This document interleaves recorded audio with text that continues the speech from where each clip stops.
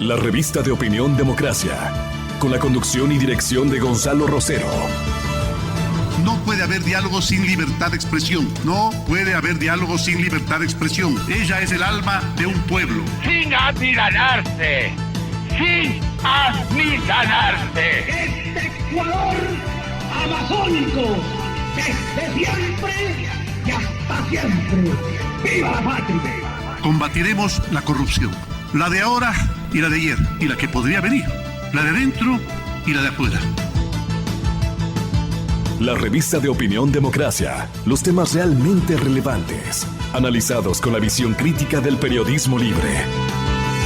Da inicio la revista de opinión Democracia, el programa en el que usted cree. Comenzamos. Gonzalo Rosero, credibilidad incuestionable.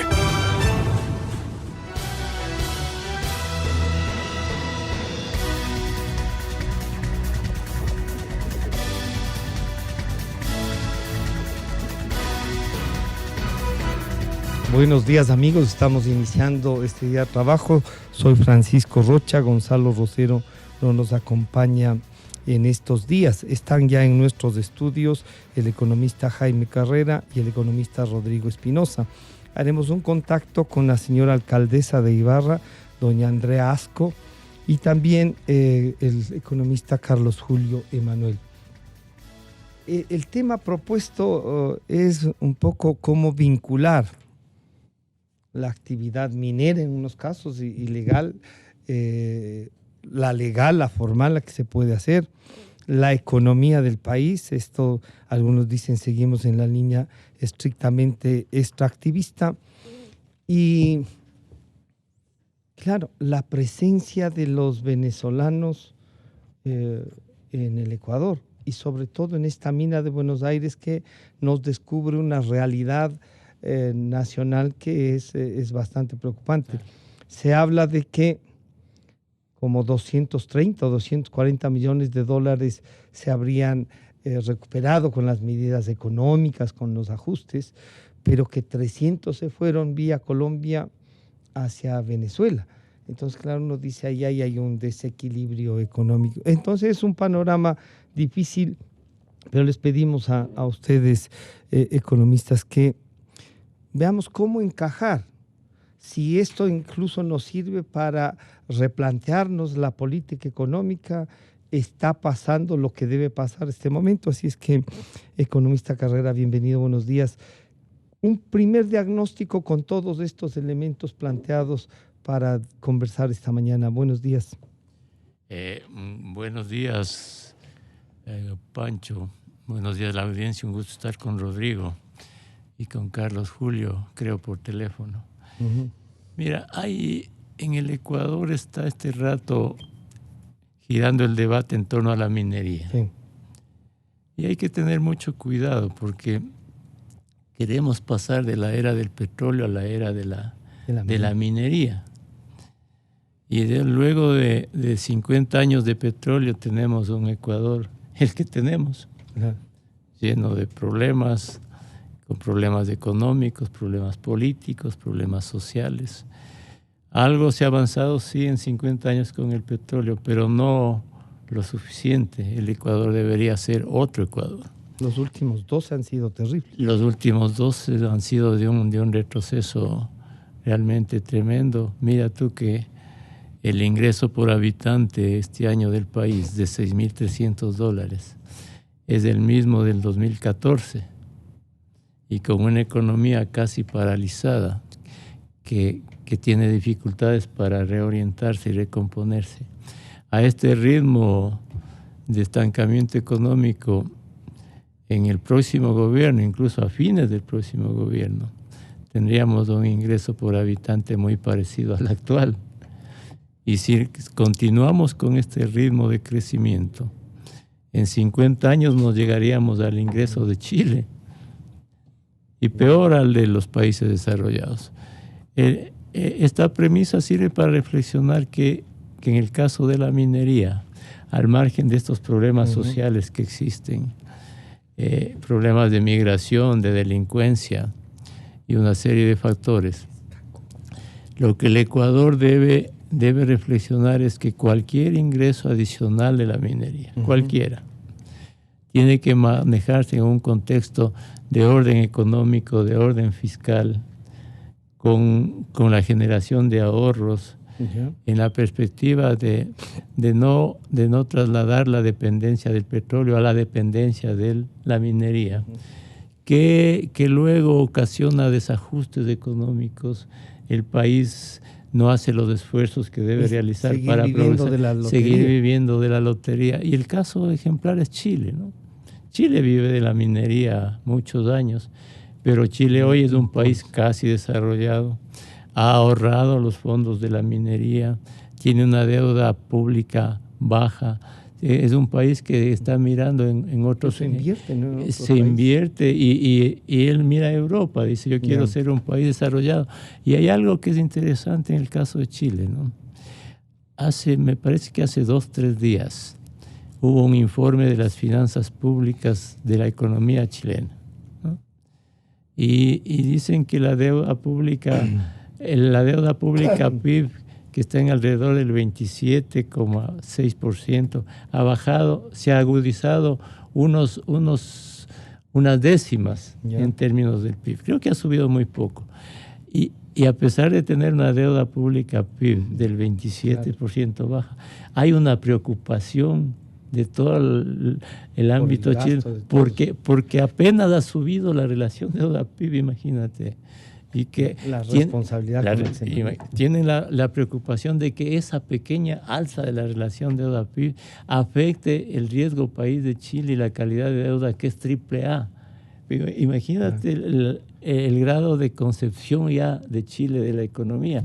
Aquí tenemos una relación deuda-PIB de más del 50%, un servicio de la deuda alto, un riesgo país elevado, tenemos una calificación de los bonos de la deuda basura, y las preocupaciones no son pues, son cómo financiamos el mes. Exactamente. Entonces, mira la dimensión. Yo quiero contextualizar esto porque Chile ha dependido de la minería muchos años, pero ha tenido otra concepción del desarrollo. Abrir mercados, ahorrar, tener cuentas públicas ordenadas, no endeudarse, tratar de ampliar la base exportadora. Programas sociales que generan recursos. Generar programas sociales, ahorrar de la minería para los pensionistas del futuro. Entonces, el Ecuador tiene que mirar estos ejemplos hoy que se está hablando de la minería, ¿no? Al saludar al economista Rodrigo Espinosa. Rodrigo, en el tiempo en que usted era gerente del Banco Central, había Foderuma, por ejemplo, que era un fondo que servía para desarrollar y no necesariamente era para regalar la plata. Desarrollaba, se producía.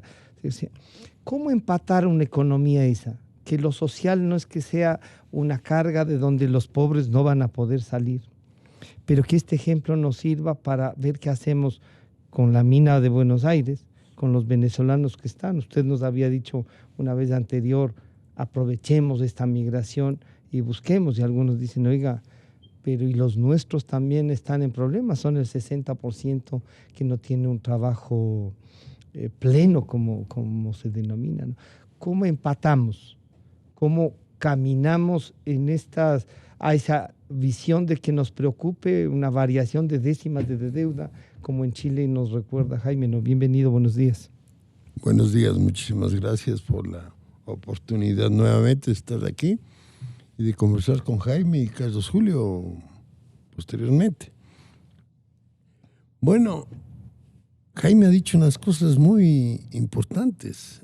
El Ecuador, desde hace mucho tiempo, dejó de preocuparse de lo que llamamos nosotros los fundamentales, las cosas importantes en la parte económica.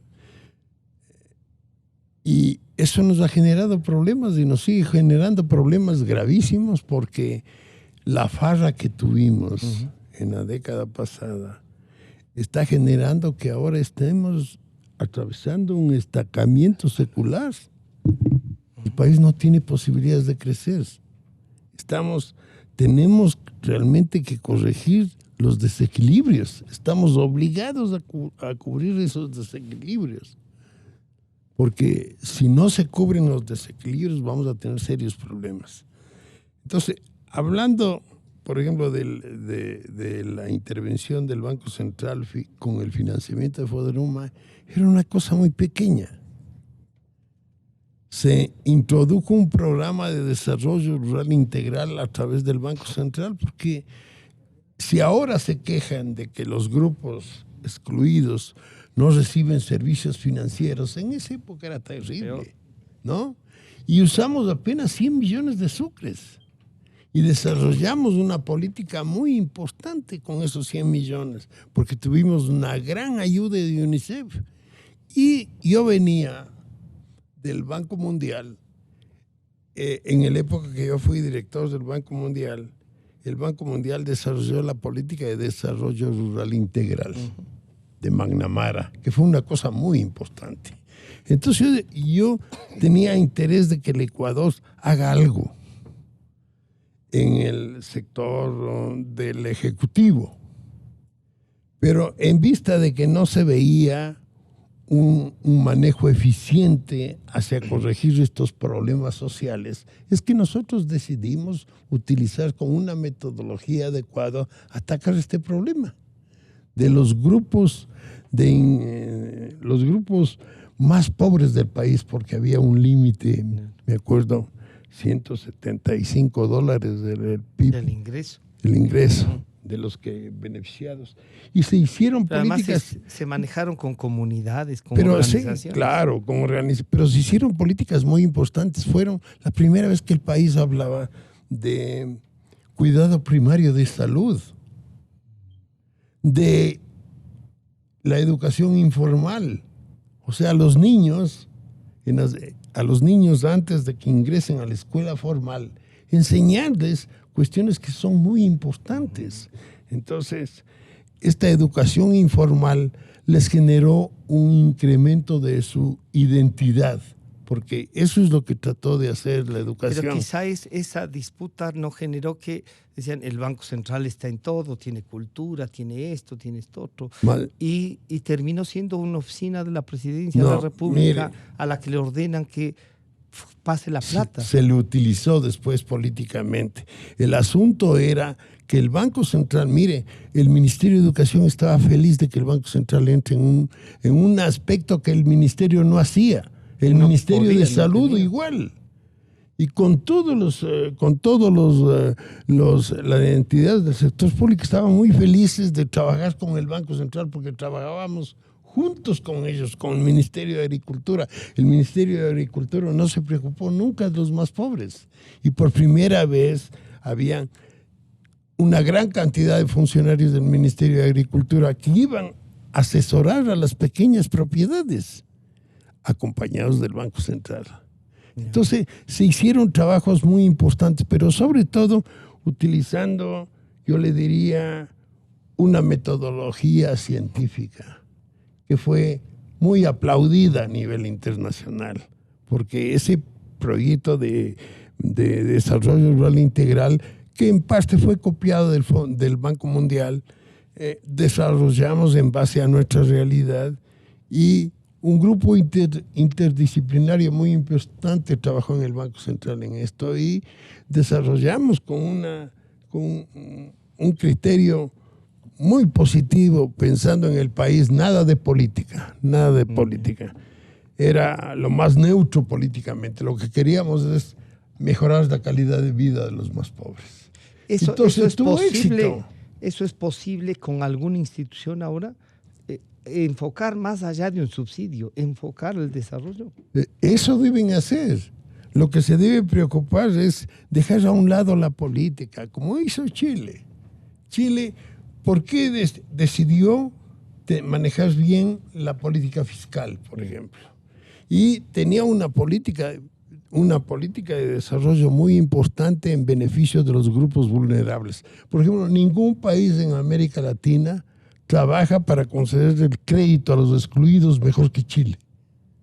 Y es una banca pública la que lo hace. Claro. Aquí el Banco Ban Ecuador no tiene metodologías para apoyar a los grupos excluidos. Pero además, cada vez que los grandes aprovechan esos créditos, hay que hacer una ley de remisión. Pero dan sin sentido. Dan sin metodologías, entonces le hacen daño al pobre. Porque hay que analizar la capacidad del pago de ellos, el proyecto para financiar. Entonces, entregar la plata en ventanilla, como hace el Ban Ecuador, y le hace un daño muy grave a los grupos pobres.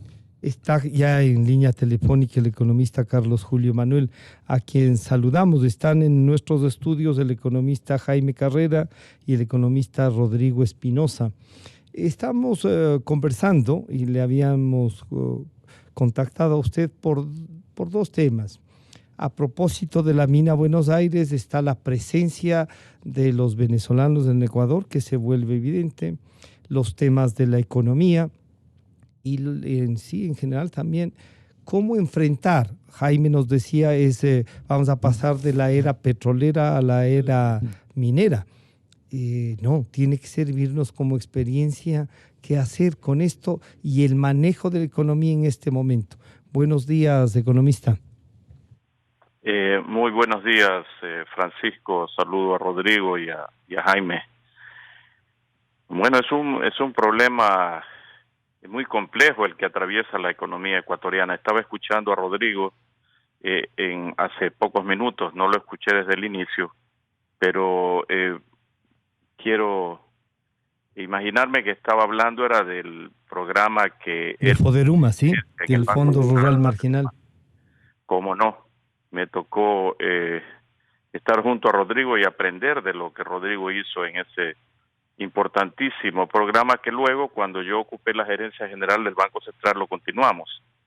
Era realmente un acercamiento del Banco Central a los sectores más pobres, paupérrimos de la economía ecuatoriana. Una lástima que se clausurara ese programa, que ese sí llegaba a la gente pobre directamente. Como dice Rodrigo, que el Banco de Fomento entregue créditos a los más pobres por ventanilla no es lo mismo que ir a los sectores más vulnerables y hacer la entrega directamente, porque a la gente más pobre, a la gente que está en los sectores más apartados del país, ir a un banco les resulta algo demasiado exótico. No creo que lo hagan. Existe un temor casi reverencial a acercarse a un banco, de manera que ojalá se pudiera reeditar algo como lo que él inaugurara en el Banco Central hace ya casi 40 años, me parece. Sí. El problema de cómo enfrentar las dificultades por las que atraviesa la economía ecuatoriana no se podrán resolver este problema si la economía no crece. Para mí ese es el más grave problema de la economía ecuatoriana. No tenemos un horizonte de crecimiento. Tanto el Banco Central como el Ministerio de Finanzas se disputan la cifra de crecimiento para este año entre el 0,2 y 0,5%. Yo, de estar en ese lugar, preferiría quedarme callado, porque eso es realmente vergonzoso que frente al resto de las economías latinoamericanas, cojamos Perú, cojamos Panamá, que crecen año tras año, el Ecuador no crece, y no crece hace ya algún tiempo. Tenemos una contracción económica que complica todo. Usted menciona el tema de los venezolanos. Bueno, yo creo que desde el punto de vista humanitario hay que acogerlos, como Venezuela acogió a los ecuatorianos en la década de los 50 y 60, que fueron miles de ecuatorianos a Venezuela. Claro, circunstancias diferentes. La economía venezolana entonces era un ejemplo de crecimiento en América Latina. Hoy en día, los venezolanos, por los problemas que todos conocemos que se dan en Venezuela, están viniendo al Ecuador, lamentablemente a una economía deprimida, pero por razones humanitarias hay que darles cabida. Hay que ser recíprocos en esto. Y eso es lo que debería poner la voz de alerta en el gobierno nacional, el presidente de la República y su equipo económico, que busquen las maneras de que la economía ecuatoriana comience a crecer. Si no quieren irse muy lejos, por ejemplo, a tomar un curso intensivo de cómo es que las economías crecen y en Singapur, porque queda un poco lejos, podrían ir a Panamá para ver qué es lo que ha hecho Panamá, o más cercano tal vez ir al Perú. La clave, Francisco, está en la libertad económica. Ecuador tiene una economía reprimida. Entre 180 países ocupamos el puesto 170, pero hace 2 años estábamos en el puesto 160, hace un año 165, de manera que estamos yendo hacia abajo en materia de libertad económica. Le ganamos, claro, a Venezuela, Corea del Norte, Zimbabue, Eritrea, países que definitivamente pues son una verdadera calamidad en materia económica. Entonces, si no crecemos, si no tenemos libertad económica, si no aprendemos de los éxitos de los países vecinos y de los que no son tan vecinos como Singapur, que en el 65 era un desastre y hoy en día ocupa los primeros planos en crecimiento económico, libertad económica en el mundo, entonces va a ser muy difícil resolver toda esa gama de problemas que tiene el Ecuador. Economista Carrera, entonces planteado así, hay que hacer una especie de agenda y un programa. Y el programa del gobierno, que ya va más del 50%, me parece que es un poco ir construyendo, haciendo camino al andar. Y eso no es necesariamente lo que el país necesita. Y para empatar con lo que la consulta que les hacíamos ¿se debería hacer un fondo minero, si vamos por la minería, que vaya, por ejemplo, como ha dicho el gerente de una de las empresas INB, que vaya y fortalezca un fondo de la seguridad social y que cree otro, por ejemplo, como el extinto Foderuma? Sí, el asunto parte por tener una visión clara del país, del país del futuro, ¿no? Y esa visión no está lejos de lo que deben ser los países y de lo que ya son algunos, ¿no? Un Estado que se dedique a sus funciones naturales, ¿no? Salud, educación, seguridad, a redistribuir, a regular seriamente la economía sin excesos, y un sector privado que sea el que produce, el que genera riqueza, el que invierte. Pero nada de estas funciones, tanto el sector público como el sector privado, ninguna de estas funciones podrá llevarse a cabo sin fundamentos económicos sólidos, en una economía con parámetros sostenibles, con cuentas públicas ordenadas. Ese es el requisito sine qua non para cualquier política pública que lleve al progreso al país. Ahora bien, la mejor política social de un gobierno es una buena política económica que lleve al país a crecer a tasas elevadas. De eso no debe existir y no existe ninguna duda. Ahora, claro, es fácil decirlo. Como decía Carlos Julio, el país necesita crecer y tiene dificultades para crecer. Y esa va a ser una tarea lenta, de largo plazo. El Ecuador tiene que crecer con más exportaciones, pero no es fácil aumentar las exportaciones. Sigamos con las comparaciones. Ecuador el año anterior exportó 21.000 millones de dólares. Chile, que tiene una población parecida al Ecuador, exportó 75.000 millones de dólares. La otra forma de crecer más en una economía dolarizada como la nuestra es atraer inversión extranjera directa. El año anterior la del Ecuador fue 1.400 millones de dólares, la de Chile fue 8.400 millones de dólares. La inversión extranjera directa en el primer trimestre de este año fue apenas 132 millones de dólares. Esta es una tarea de largo plazo. Ahora, ¿qué es lo que pasa con estas tareas del Ecuador en el futuro? Es que hay economistas que debemos pensar de otra manera, ¿no? Es decir, debemos pensar no en lo que vemos, sino en lo que no vemos. Me explico. Una tarea de largo plazo, más allá de la claridad de políticas económicas, tiene que sustentarse en la paciencia de la sociedad También hay un ejercicio de paciencia. Pero claro, porque si es una tarea de largo plazo, la gente cree que de aquí a mañana se pueden arreglar los problemas. Se tiene que haber paciencia en los resultados de las políticas, porque va a ser un esfuerzo de todo de largo plazo. Pero el tema de la paciencia encuentra el problema de luchar contra la impaciencia colectiva, porque dicen, porque además ahí se suman los otros factores de alteración de la paciencia. Exactamente. La impunidad, por ejemplo. No, entonces la impaciencia, ¿a qué debe llevar? ¿A qué puede llevar? Puede llevar a pensar, ¿no?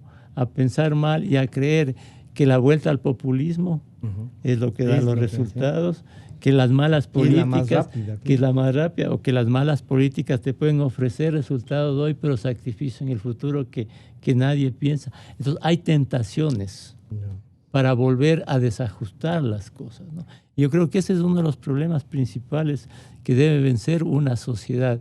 Es decir, tener una visión de país y la paciencia para conseguir los resultados. Ahora, en el caso de la redistribución, que es importante para el Ecuador, ¿cómo redistribuir los recursos y atender a los sectores sociales en un marco de estabilidad económica y fiscal? Ahí hay una tarea grande por realizar. Mira tú, en este momento hay en el país 5 millones de personas en el desempleo y en el subempleo. Y hay 4 millones, casi 4 millones de personas pobres que viven con menos de $84 al día. En el caso de la migración venezolana, te agudiza estos problemas, evidentemente, pero ese no es el problema principal. Si tú es algo que hubiésemos podido enfrentar de mejor manera. Exacto, pero incluso el problema que ya tenemos nosotros de subempleo, de pobreza. Si tú tienes solo voy a ponerte un ejemplo, si tú tienes en el sector público 700,000 personas, ¿no? Para las que se emplean más de 10,000 millones de dólares en pagos de sueldos. 700 millones. Que es casi todos los impuestos de IVA y de renta. Y que en promedio esa gente gana unos $1,500 al mes. Y tú tienes por otro lado 4 millones de personas que viven con menos de $84 al mes cada uno. Entonces uno dice, es una adecuada redistribución emplear 10,000 millones para 700,000 personas. Y hay 4 millones que viven con menos de $84 al mes, ¿no? Entonces hay una tarea de redistribución de la escasez en el país que tiene que ser adecuada y encontrar esa tarea de redistribución, de atención a los sectores sociales sin deprimir incluso demasiado la inversión. Porque mira tú, por ejemplo, en el primer semestre de este año, en el presupuesto público, la inversión pública está casi paralizada. Se gastan 600 millones de 4,000 millones. Es más o menos lo que estaba. Pagando lo que estaba. Y mira tú, por ejemplo, los intereses de la deuda pública en el primer semestre de este año, se pagan 1.700 millones de dólares en un semestre. 1.700. Y para el bono de desarrollo humano, en el primer semestre se pagan como 350 millones de dólares. Es decir, en interés de la deuda pagamos 6 veces lo que se paga del bono. Y en el primer semestre de este año la inversión fue 600 millones y en intereses fue el pago 1.700 millones. Lo que te quiero decir es que para armonizar el crecimiento económico, las atenciones sociales y la inversión pública en un marco de fundamentos económicos y de orden fiscal, se necesitan acciones políticas muy fuertes, muy severas, que tienen costos. Claro. Por ejemplo, reducir el tamaño del sector público tiene costos. Hay que votar empleados públicos aunque no nos guste, porque es doloroso, ¿no es cierto? Claro. Pero ahí vendría, claro, Jaime nos plantea, digamos, una receta que es radical, aunque él mismo dice el ejercicio de la paciencia, Rodrigo, y claro, nos dice paciencia, redistribución de mejor calidad. ¿Qué redistribuimos? La pobreza en este rato. No. Y hay un problema en lo que tú decías hace un momento, la impaciencia de la gente. porque estamos mirando todos los días la impunidad. Exacto. Pero no solamente es la impunidad. Miremos todos los días la ineficiencia con que el sector público maneja sus actividades. Siguen de fiesta. Entonces, por ejemplo, se habla de la necesidad de bajar los salarios del sector público, porque es lo que señala, las cifras son algunos increíbles. Dicen no a la eliminación de cargos, pero sí a una revisión de los salarios. Lo que se debe hacer es un análisis profundo, técnico, de cuál debe ser la cantidad, el tamaño del Estado, qué es lo que está haciendo el Estado, y para hacer eso, qué personal necesita y cómo deben trabajar.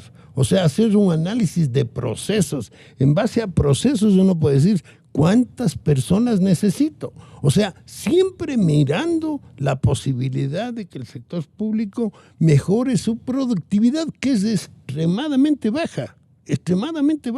Entonces hay un campo muy grande para uno lograr crecimiento económico solamente mejorando la gestión del sector público.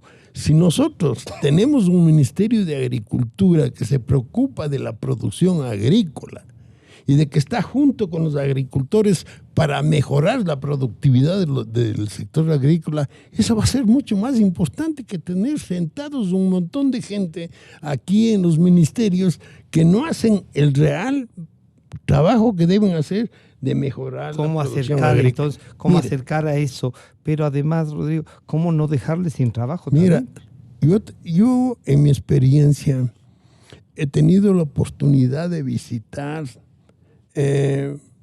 funcionarios públicos de otros países de altísimo nivel, en donde he estado trabajando, yo lo hablo, el Ministerio de Finanzas, el Banco Central, y he mirado las oficinas de esos países desarrollados. Si uno va y mira las oficinas de aquí en el país, de esas instituciones, llama la atención la cantidad de gente que existe. Hay un montón de gente, hay un montón de secretarias, hay un montón de choferes.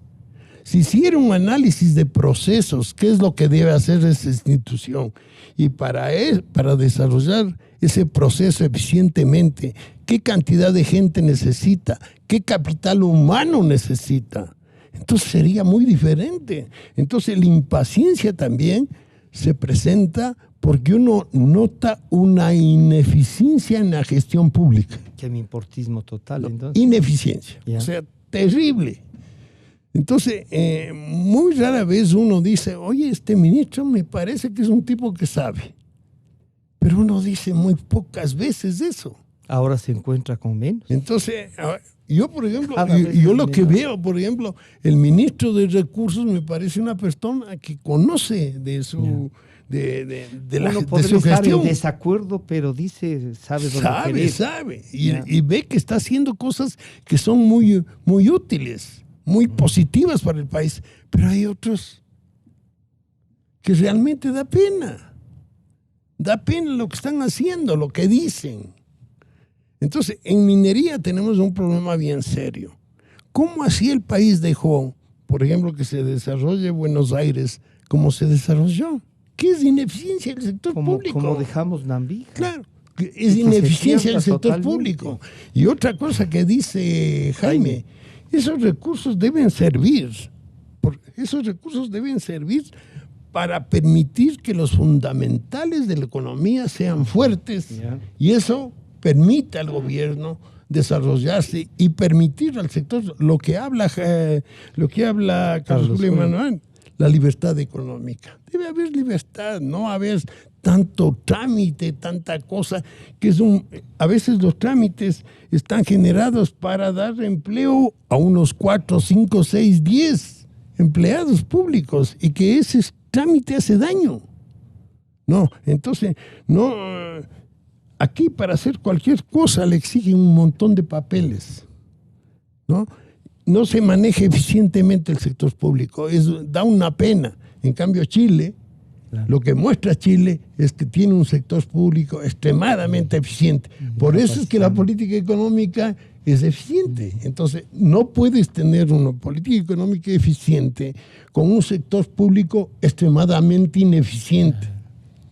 Economista Manuel, aquí nos plantean algo que es primero un orden, ¿no? Primero organicémonos, como se dice, y en este organicémonos, ¿cómo enfrentar? Porque también hay economistas que nos han dicho aquí, no se puede sacar así indiscriminadamente a los funcionarios públicos. Y claro, ahí sumando a lo que dice Jaime, sería un estudio real de las necesidades del país y a enfrentar como sociedad. Y la paciencia que nos pide Jaime se altera en estas otras, que también Rodrigo las ha manifestado. La impunidad, sobre todo uno mira las noticias de ayer, las de antes de ayer, las de la semana pasada, y se nos robaron con el santo y la limosna.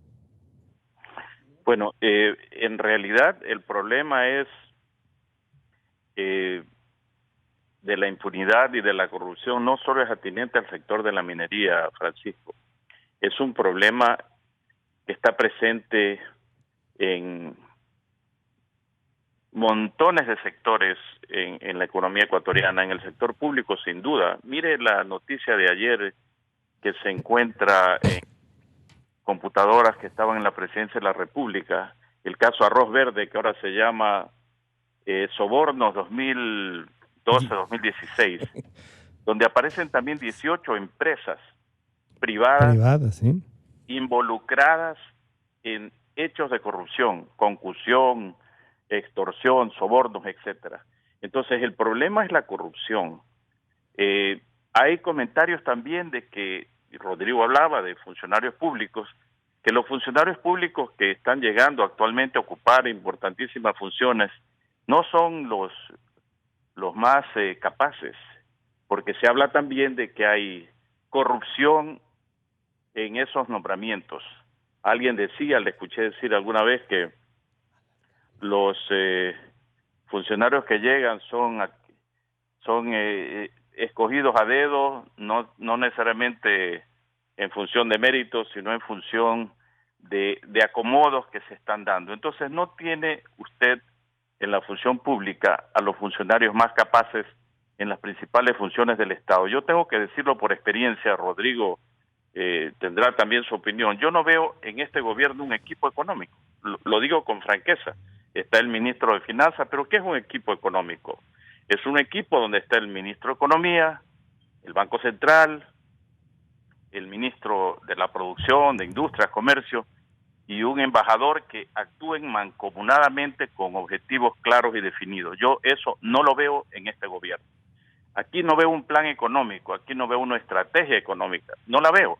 Y por eso es que han pasado 2 años, y a los 2 años comienza el ministro de Economía de este gobierno, porque no hay un plan trazado desde el inicio, hablarnos de un reperfilamiento de la deuda externa, cuando es algo que debió plantearse desde el día 1, porque efectivamente lo que dice Jaime, ¿cómo es posible que se dediquen 1.700 millones de dólares al servicio de la deuda y 300 millones para el bono de solidaridad, el bono de la pobreza?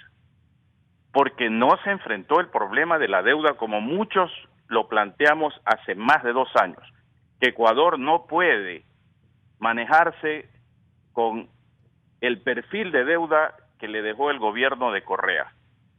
Ecuador no puede manejarse con una situación en la que la totalidad del petróleo, mire usted el día de hoy en el Diario de Comercio, el 100% del petróleo del próximo año estará destinado al servicio de contratos petroleros que se han hecho durante estos últimos años y que se siguen haciendo. Entonces planteábamos algunos, reestructure la deuda con China, libera el petróleo. Puede sonar diferente al discurso de los últimos 10 o 12 años, pero es que hay que enfrentar los problemas con valentía, a grandes males, grandes remedios. Decía Jaime, mientras Ecuador exporta 21.000 millones de dólares, Chile exporta 75.000 millones de dólares. Y pregunte usted cuál es la carga impositiva en Chile y cuál es la carga impositiva en el Ecuador. Existe, por ejemplo, en Chile un arancel como el que tiene Ecuador. No, de ninguna manera. Ecuador tiene un arancel promedio de 12,3%, Chile tiene un arancel flat de 5% y Perú tiene del 2%. ¿Por qué no hemos hecho nada en ese campo? Decía también Jaime, mientras Chile recibe 8.500 millones, creo que era la cifra de inversión extranjera, Ecuador a lo sumo, exageradamente, recibirá el 10%, o ha venido recibiendo el 10%. Pero Chile tiene acaso un impuesto a la salida de capitales que frena el ingreso de los capitales. No lo tiene. Entonces aquí no se quieren tocar los problemas fundamentales. Hemos visto el debate de la Asamblea de los últimos 2 meses, que culminó, creo que el día de ayer, en la eliminación del impuesto verde. Gran cosa, pero hay otros impuestos verdes, pues. El impuesto verde a la salida de capitales es verde porque era verde flex de la Revolución Ciudadana. El otro impuesto verde, el anticipo de impuesto a la renta, otro impuesto verde de la Revolución Ciudadana que tiene que eliminarse. Entonces, si queremos comenzar a resolver los problemas, comencemos arreglando los problemas de fondo que afectan el crecimiento de la economía. Efectivamente, hay una demanda por la solución de todo este tipo de problemas en el Ecuador, pero yo no veo, y con eso termino, no veo, como dije al inicio, que haya una estrategia para realmente resolver los problemas económicos del Ecuador y propender al crecimiento. El reperfilamiento que de la deuda usted comentó plantea hace más de un mes, realmente lo único que ha hecho es trasladar el pago de un bono que se vencía en el año 2020 para 10 años después. Pero en síntesis, el servicio de la deuda seguirá igual, la tasa por más tiempo nominal del cupón en el nuevo bono creo que sería 2029, si mal no recuerdo, es exactamente la misma que veníamos pagando.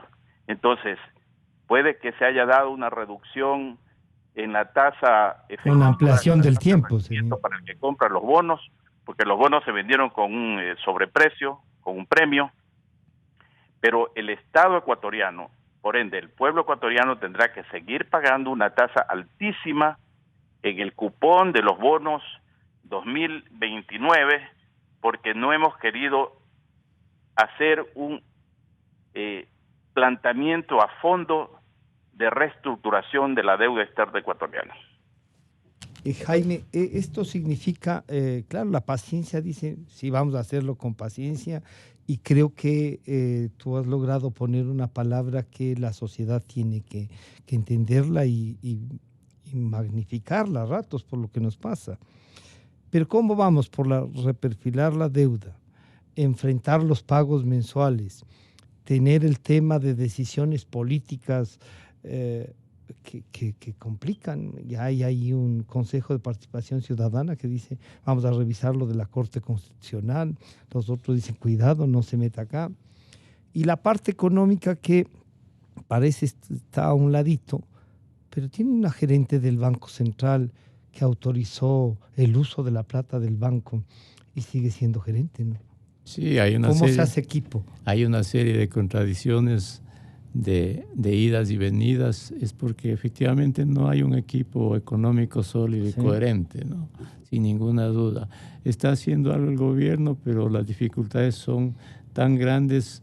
Además, porque el desajuste de los últimos 11 años, incluido el primer año de fue de tal magnitud que las soluciones también deben ser y son de magnitud parecida.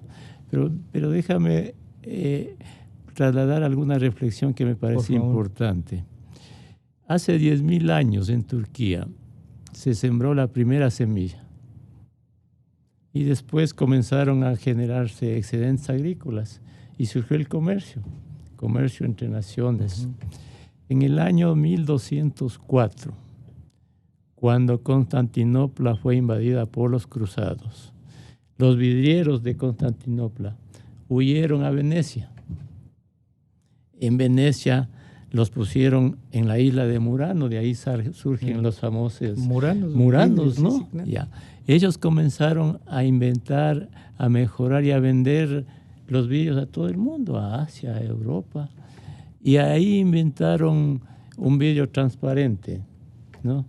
Y a alguien se le ocurrió hacer el vidrio medio redondo y ponerle en un ojo y el otro vidrio medio redondo en el otro ojo con un sostén, y nacieron los lentes. Los lentes que ahora usamos todo el mundo. Lo que quiero decirte es que el comercio, la invención en todo el mundo, lleva al progreso a las naciones. Por otro lado, mira, Nokia en 2003 lanzó el primer teléfono, era un ladrillo. Le llamaban los teléfonos tontos, porque solo servía para comunicarse. Vendieron en 2 versiones 500 millones de teléfonos. Pero ya en ese entonces Nokia sabía que se podían hacer teléfonos inteligentes. Pero no los planteó por preferir la ganancia que tenía en ese momento y no mirar hacia adelante. ¿Qué pasó? Después vino Apple y vino el iPod con el teléfono inteligente y quebró el Nokia, desapareció. Entonces los unos innovaron por guardarse la información. Innovaron y le hicieron quebrar a la pionera que era de los teléfonos inteligentes. Lo que quiero decirte con esto es que los países que no son capaces de exportar y de innovar y no innovan en sus modelos de desarrollo, como el Ecuador, siempre van a estar atrasados y en la pobreza. Y los otros países que están innovando, que entienden los fundamentos económicos, que se preocupan por exportar más, por ampliar su base exportadora, los que ponen sus economías a tono con la evolución de la tecnología, no se atrasan. Esos países son los que progresan. Una primera medida, Francisco, entonces, en esto, organizar un equipo económico coherente. Tener una visión de Estado clara, un buen equipo económico, preservar los fundamentos económicos, la estabilidad fiscal, encontrar los acuerdos en esa dirección. Hay muchas cosas por hacer, porque solo el tema económico es una parte, pero tenemos la libertad económica, tenemos las facilidades para hacer negocios, tenemos la seguridad jurídica, tenemos un conjunto de cosas. Por eso es que se necesita una visión de Estado con un equipo económico que tenga una visión amplia del manejo, que sea contemporáneo, que sea visionario, y también una gestión política que sea capaz de conducir al país en esa dirección, de cambiar la mentalidad del país. De cambiar. Y esa es una labor de Estado, porque solo tú desde el Estado puedes influir en las conductas de la sociedad y no hacer que, por ejemplo, la corrupción sea la normalidad del país, ¿no? Que la tentación por el populismo sea la normalidad del país.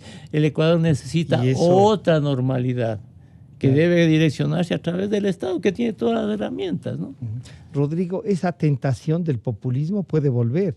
Si se toman las medidas correctas, no van a ser muy populares. Y entonces la gente dice, no, por acá parece que estábamos mejor. Claro, el despilfarro, viva la fiesta, no se calcula futuro. ¿Y cómo estructurar? Le faltan casi 2 años todavía a este gobierno.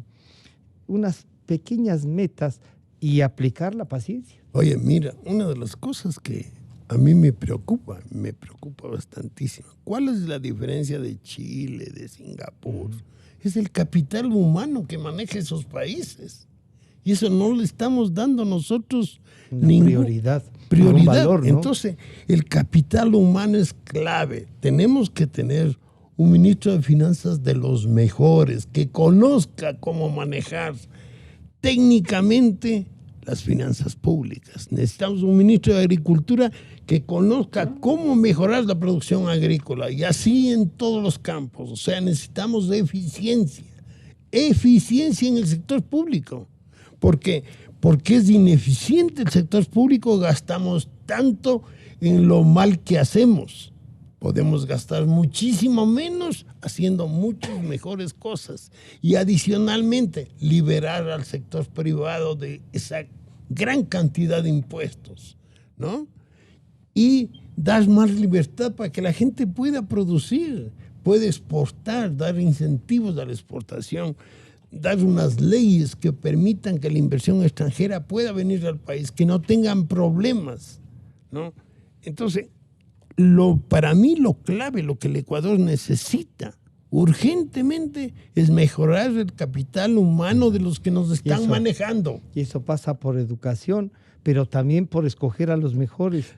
Mira, y no sacarles, como en el caso del ministro de Educación, por ejemplo. Está bien, hasta luego. Verás, mira, una de las cosas importantes que ha hecho este gobierno, por ejemplo, que la salida de los ministros fueron porque no cumplieron con la meta de gasto que se les obligó. Entonces, como no redujeron el gasto como debían, se fueron. Entonces, pero nadie se está preocupando, lo que yo digo es de la calidad humana, de la capacidad humana, de la productividad. Eso es importantísimo, porque si nosotros tenemos gente, yo quisiera que, por ejemplo, que el presidente del Banco Central de Chile venga acá, que el ministro venga acá, y que así, o sea, gente que tiene capacidad venga a manejar. Entonces, pero quieren bajar, mira, quieren bajar la masa salarial, quieren bajar quieren bajar la masa salarial. Si no hacen un análisis de procesos para bajar la masa salarial, no sirve. Porque aquí es el proceso el que define cuántas personas deben trabajar para ejecutar una función. Y entonces hay demasiada gente. Entonces hay gente, a mí me llama la atención porque les he escuchado a jóvenes de 22, 23 años en los Estados Unidos que están estudiando esto y que dicen, yo no entiendo cómo en el Ecuador no pueden bajar la masa salarial. Es una vergüenza. No es cuestión de decir, les voy a sacarla a 1,000, a 3,000, no sé cuántos sean, pero es en base a procesos y en base a eficiencia. Capaz que necesitamos esos, pero con recursos. Es bien difícil que necesitemos esos, pero sí mejorar la productividad del sector público. Eso es importante. A todo nivel, desde abajo arriba. Economista Carlos Julio Emanuel, ¿cuál sería entonces, para terminar este contacto, un último mensaje y comprometerles a seguir en el análisis para ya ir definiendo algunos temas de los que el Ecuador tiene que enfrentar? Bueno, lo que acaba de decir Rodrigo definitivamente es importante, optimización de los procesos. Yo creo que hay empresas que están especializadas en este tipo de trabajo que podrían venir al Ecuador y de repente, en cuestión de meses, hacer un trabajo que reduzca de manera sustancial la masa salarial. A mí me ha sorprendido que, aparte de lo que decía hace un momento Jaime, que el gasto en la inversión pública ha caído, lo cual pues, va a repercutir en el crecimiento económico de manera negativa. Al mismo tiempo que cae la inversión pública o el gasto público, ha habido un aumento en el periodo de enero-mayo de este año en relación con enero-mayo del año pasado del gasto corriente en aproximadamente un 8%. Allí debe estar, entre otras cosas, el tema de del servicio de la deuda. Pero también la masa salarial, que consume casi la tercera parte del total del presupuesto nacional, de la mano con una tercera parte que va para el servicio de la deuda. O sea, son definitivamente cifras que demuestran que la economía tal como está manejada no es sostenible. Hay que hacer grandes cambios, hay que enfrentar estos retos de manera decisiva, y para eso hay que tener una visión de país, los grandes objetivos nacionales. Y mire, realmente no hay mucho que inventar, Francisco. Aquí decía Rodrigo que venga el ministro de Finanzas de Chile o el presidente del Banco Central de Chile a que un poco compartan sus experiencias en el Ecuador. Yo decía al inicio, podría enviarse una misión de las autoridades económicas, comillas, entre un comillas, curso intensivo ecuatorianas a Singapur o a Panamá o a Chile, para que aprendan cómo es que debe manejarse una economía. No hay nada nuevo bajo el sol. Es cuestión de hacer, para utilizar un término muy en boga hoy en día, un copy-paste de lo que hacen otros países y comenzar a caminar. Pero para eso usted requiere un liderazgo, Para eso usted liderazgo político, liderazgo del gobierno, usted requiere un buen equipo económico y usted requiere que se sienten las bases de un plan, que se sienten las bases de los grandes objetivos nacionales, que debe ser lo que debe primar de ahora en adelante en el Ecuador. No andar improvisando como improvisamos a cada rato. Muchísimas gracias, economista Emanuel. Estaremos en contacto. Gracias por acompañarnos. Gracias. Jaime, entonces este primer acercamiento a hacer un seguimiento de lo que está pasando, porque debemos reconocer que esfuerzos se hacen, dispersos parece, entonces lo que hay es que consolidar más bien y definir qué priorizamos. ¿Cuál sería este mensaje de hoy, Jaime? Bueno, el mensaje, primero, es justo reconocer que el gobierno ha hecho avances, ¿ya? No los suficientes, ha hecho avances en la institucionalidad importantes, falta mucho por hacer. En el manejo económico está en la dirección correcta, sí, pero todavía ahí hay muchas debilidades, incoherencias. La dirección es la correcta. El acuerdo con el fondo es una buena acción del gobierno, también está en la dirección correcta, pero el Fondo Monetario está siendo absolutamente magnánimo con el Ecuador, absolutamente flexible. Y ya con esta experiencia lo que habría que hacer en el futuro es profundizar las políticas. Hay algo que es importante en el país, tratar de que el Ecuador adquiera una identidad del desarrollo como sociedad. Es decir, que la sociedad esté inmersa en una visión de desarrollo. Por ejemplo, en el caso de Corea del Sur, esta gente, por ejemplo, tiene una identidad en la dirección de ser cada vez mejores, de exportar más, de atraer inversión, de ser cada vez mejores como sociedad, como persona, como empresa. Ellos dicen queremos siempre ser más competitivos que el resto del mundo. El Ecuador tiene que tener una identidad que le mueva como país en esa dirección, entonces, que se construya. Alguien decía, aunque resultaría, no sé, no sé cómo expresarlo, construir otro hombre ecuatoriano, ¿no? En esa dirección. Pero para eso, claro, hay mucho que hacer, educación, políticas laborales, de otra acción de los políticos. Es decir, verle al Ecuador de otra manera. Mira tú que China, por ejemplo, cuando comenzó su nueva visión en el 79, que dijeron, nos vamos por exportar, por invertir, por atraer inversiones del mundo, por venderle al mundo. Cuando hay esa famosa frase del gato que es preferible que el gato, tener un gato que no case ratones, sino que a tener cientos de ratones. Y China en esa época hacía cadenas nacionales siempre, ¿sí? Y indicando a la población china de cómo otros países se han desarrollado. Tratar de meter a la sociedad en esa dirección, ¿no? Por ejemplo, en países asiáticos como Singapur, como Corea, se transmitían los noticieros y todas las noticias a la par de que se hablaba en el idioma nacional, se ponía el subtítulo en inglés. Para que la gente se motive también. Es decir, aquí hace falta un cambio de otra naturaleza, ¿no? Rodrigo, el estado de propaganda nos puede servir no para someter a la gente, sino, como dice Jaime, para impulsarla, ¿no es cierto? Es. Estos pasos que Jaime también reconoce y dice, sí se han dado. ¿Cómo los podemos ir profundizando entonces para estos próximos meses? Porque ya vendrá para septiembre la discusión del presupuesto general del Estado. Indudablemente que hay una mentalidad totalmente diferente de cómo se manejaba la economía antes de cómo se está haciendo ahora. Mi preocupación es que está muy lento.